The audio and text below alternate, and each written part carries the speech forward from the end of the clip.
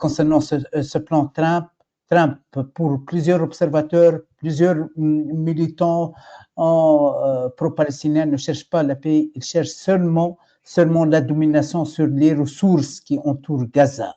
Vous êtes parmi les meilleurs spécialistes en géostratégie internationale, géostratégie énergétique internationale.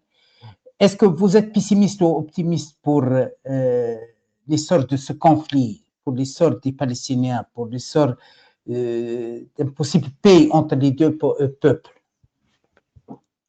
Alors, bon, la paix déjà, ça dépend ce qu'on entend par paix. Il faut bien comprendre cela. Maintenant que Colonel Jacques Bois a fait une longue tirade, je m'autorise à aller un petit peu dans les détails.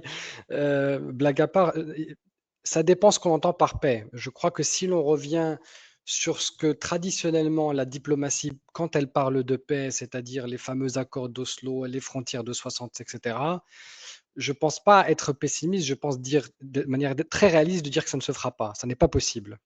Parce qu'il faut bien comprendre que dans la société israélienne, bon, Israël, c'est à peu près 9 millions d'habitants. Vous avez dans la société israélienne, vous savez que c'est maintenant devenu un État religieux et donc les Juifs israéliens sont à peu près pour 6 ou 7 millions d'habitants.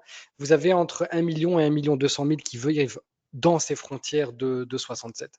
Et donc, c'est-à-dire que pour un pays de 6 millions d'habitants entré en conflit, parfois qui pour des raisons idéologiques compose ces 1 million 200 000 qui en fait occupent les territoires occupés et qui colonisent ces territoires occupés, en fait, vous risquez une guerre civile.